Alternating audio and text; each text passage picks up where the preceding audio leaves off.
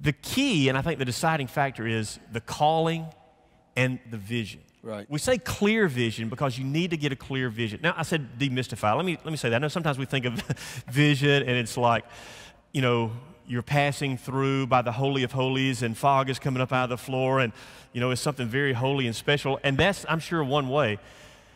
But I really think God gives vision in other ways as well. For us, in 1999, Jennifer and I went out to Saddleback Church. I grew up in South Georgia, and I'd just been around the size churches that we have in South Georgia, mainly small churches. And for me, man, it was like a little leaguer going on to the Turner Field in Atlanta. It was just like, wow, I didn't know this could be so big. I didn't know you could do church this way. And part of me getting vision, it wasn't super mysterious. It was me prayerfully educating myself.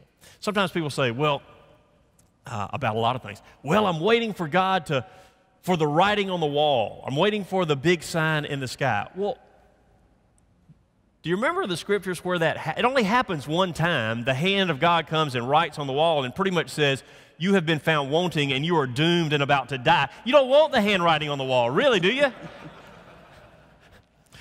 Getting a God-given vision is so important because it gives you direction. Jeremiah 33 says, call to me and I'll answer and tell you unsearchable things that you don't know. Now here's what vision is, just a very practical definition. Vision is a picture of what the future church will look like. I like that definition because as a leader, one of your jobs is to paint the picture, is to cast the vision, That's good. is to say, here's what God has called us to do. Here's what this church is going to look like. Here's our character. Here's our DNA. Here's our mission. Here's what we want to do and to accomplish. Now, I want to say, too, you talk about that, is that I think everybody here is that if your heartbeat today is not, we want to reach lost people, then you wouldn't be here. Because I would encourage you, don't plant a church if the cry of your heart and something that, I know we're not supposed to lose sleep and fret, but if it doesn't bother you that the world is dying and going to hell without Jesus, don't plant a church. And the thing that I also want to tell you is that you have to understand, you can talk all you want to about reaching, but, you know, redemption is a messy, messy thing. And we are seeing that. I mean, you know, really in all honesty, in Nashville, Tennessee, we don't see a lot of unchurched. We see some. We see more de-churched people. Now, understand that even though it's de-churched, you know, I grew up in a denomination that everything sort of hinged on a prayer. You pray a prayer and you get salvation and that's it. And people can really live like hell the rest of their life, but you pray a prayer and you have it. And what we're seeing is that people are finally grabbing a hold of that. That's not salvation. And understand that when you talk about a clear vision and that picture is what the future needs to look like, the future of the church, you need to understand that if you do this, that redemption will be messy. It always is. And don't think that you're just going to go in for sort of what Jim said, that, you know, you're just seeing us. But I want to tell you, we have been going for almost 6 years, and we have never had this much fun in what we have done, but we have never worked this hard in our life either. So you just got to know that it's going to take a toll on you. But if you're about, hey, this is not my home, I'm only passing through, and my home is not this place, and you want to reach people, make sure you understand the vision at hand, that it's a clear vision, but it has, you know, it has to be what the church is going to look like. And I will tell you, that is sort of everything for me was that. Because I just got tired of somebody leaving our church, and all I did was chasing them. I was chasing them, and you know how many people that I actually got, that I chased, that were leaving our church for whatever reason? Not one. Not one person. And so I want to tell you that when you talk about the vision as a picture of what the future... You probably learn now. Let them go. Oh, I am. I am. You know, and I would even tell you that one of the things that we started doing was that anybody who teaches on Sunday from the stage, they get all the first-timers, and before Monday morning, you are to call all of them. Now, obviously, most of them, we just get voicemails. But I had a lady that we were doing our preview services, and she said, I call her, she tells me what church she goes to. I know about the church. It's a great church, and she lives about 20 miles from where we were, and she goes, can I give you some counsel? And I said, absolutely. I mean, what are you going to say? No? Yeah, go ahead. She said, you know what? If you would turn your music down a little bit and do a few more hymns, you would probably get more people like me and my husband. And I said, well, that's just it. I don't want you and your husband. That was the most freeing thing that I could have ever said. I said, you know Christ, you love what you get to do. I'm not against hymns, but, you know, our vision is to reach people. Now, if your neighbors next to you are lost without Christ, we would love for you to send them our way. What'd she say?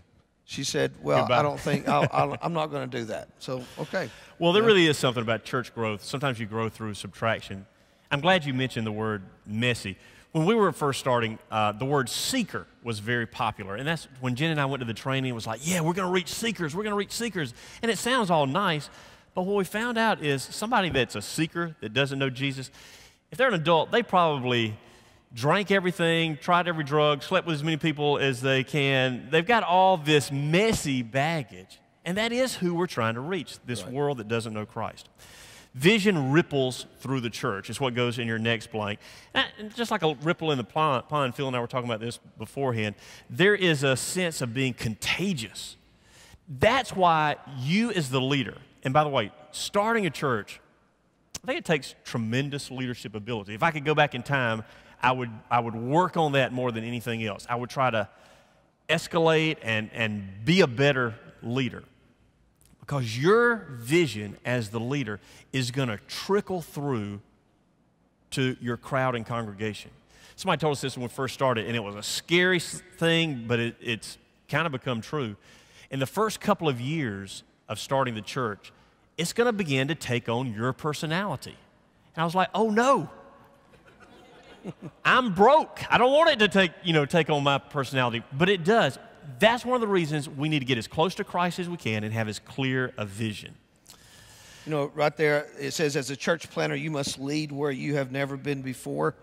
That was my greatest fear in planting a church. As a matter of fact, I was exactly where you were 6.5 years ago. Ron was teaching, Ron and Nelson Searcy were teaching together this thing about church planting. It scared me to death, number one, because I thought my daughter was fixing to go to college, signed a volleyball scholarship, and I knew she had to have money. And I thought, how in the world am I going to do this? My greatest fear was, how is my family? How are we going to eat? I mean, you know, that's a sort of a non-negotiable at my house. How are we going to do that? And when you talk about that, you know, is that you must lead where you've never been before. My mom and dad are here, and they live here, and I can still remember that telling my dad, I just don't think I can do this. And he said, why? And I said, I've got to raise all this money just to support. And my dad said to me, he said, if you could have your salary waiting on you right now at that location, what would you do? Oh, I said, I'd go today. He said, you better start packing your bags then. Because, see, I was so fearful. And we talk about it's where you've never been before. That was sort of the greatest thrill for us. But, boy, it was challenging. And you might be sitting there today going, you know, how am I going to do it? And, you know, I heard this guy say, you know, if it's God's will, it's God's bill. And that's really true. Was he saying he was going to provide your salary? No, he didn't say that at all. No. You know, but I was going to say, if your dad's here, there are a lot of church guys that like to talk to him. Yeah, he's sitting right back there, yeah. So he's giving all his money away, you know, to us. But, you know, I'll tell you, when you talk about it's going where you've never, ever gone before. You know, and I would even say that the next blank there is that vision leaks. You know, you talk about vision leaks, is that sort of, man, it's got to, gentlemen are talking about back there, it's got to consume you. I mean, it's a thing that you live for every day, that this is what we're going to be about. Where this is going, I think, vision not only ripples, but it leaks. People don't get it the first time you share, or the third time, or often the 10th time. I mean, if you think about it, how long did it take you to kind of hear God's voice, maybe to even be here in this room today? It may have taken some nudging. It may have taken you kind of getting warmed up to the idea. It may have taken you kind of seeing the vision after years or months.